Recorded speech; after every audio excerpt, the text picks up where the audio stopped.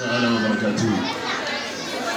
Da farko mai unguwanar Kos tare da Alhaji Abubakar Garba mai Akwala tare da ɗan uwana Sabitu da shauran al'umma da suke kan wannan mumbari ina ce muku assalamu alaikum. Farko abin da nake so janyo hankalinmu, Alhaji Abubakar Garba mai Akwala dan uwana ne, kanina ne, abokina ne. Ya kasance yaro ne tun da ya taso yana da zuciya wanda ake ce mata golden heart. Zan iya ba da shaida ba don ina ganin sa ba ko a bayan gidansa zan bala. Ina ganin cewa daga kan iyayensa kamar yadda ko ga nake magana a gaban shi, haka iyayensa suka sani ciki da waje.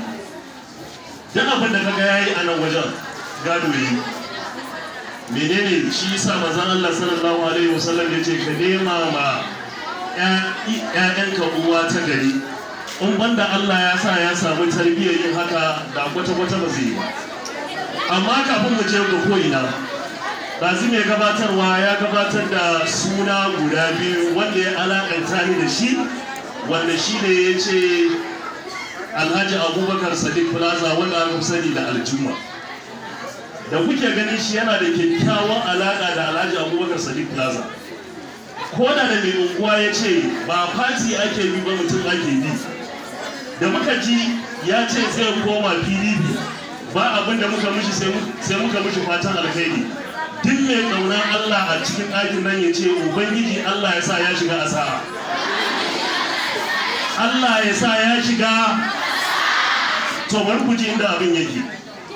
Shi bawon Allah nan da kuke gani shi, a kullum tunaninsa ya zai yi ya taimaki na ƙasa da shi da ɗan abin da yake da shi.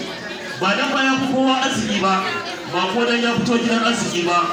Zuciyarsa ta hali waje ɗaya ne da shi da Alhaji Abubakar Sadiq Plaza sai zama suna tafiya kafada da kafada. Na kasance media aid na Alhaji Abubakar Sadiq Plaza ba don komai saboda ni Alhaji Abubakar mun taso tare da shi, ni kuma yaro nake yaron aiki a gun Alhaji Abubakar Sadiq Plaza. Ya kasance duk inda za mu je ga mai unguwa ga Sabitu sun gudanar da wani aiki wanda in ka ji wannan anan za ka ji wannan anan. Me ya kawo haka? Kyakkyawan niyya. Abu ɗaya nake so ku gane a nan. Idan aka ce an je filin zaɓe, idan aka ce an je filin zaɓe ku farka da kunnen ku ji ba wa'anda ake cuta sai ku mata. Ba wa'anda ake cuta sai suwa. Ban ji ba? To bar ku ji da ni. Duk ƙuri'ar da za a zuba a filin zaɓe idan ka kasa ta kashi 100 mata su suke ba da kashi 70.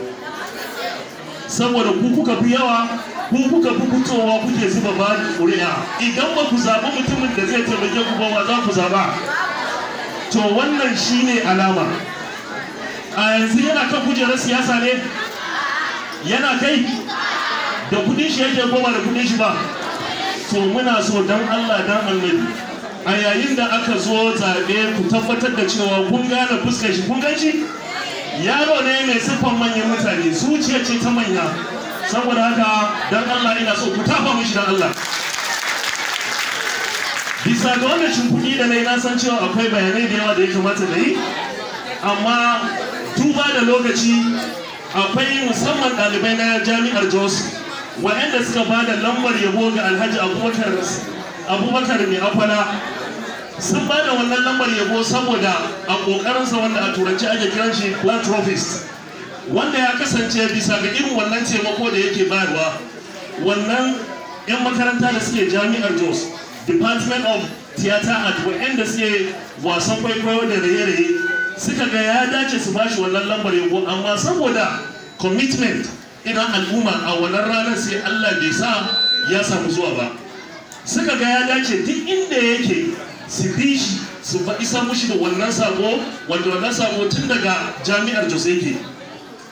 Ina so da Allah matan da suke nan za su dan matsa kaɗan, zai shigo da wayannan bayin Allah za su zo su taka rawa a nan su yi rere, kuma da zaran suka gama za su tsaya, za mu ba da wannan lambar yabo a gare shi don ku shaida ku ga menene za a bayar. Saboda haka dan Allah ina so kowa ya nutsu, zai shigo da su a daidai wannan lokaci, za ku ga me za a yi. da Allah kowa ya nutsu yaron waya wannan da Allah ku ba mu na baya yawa saboda haka ladies and gentlemen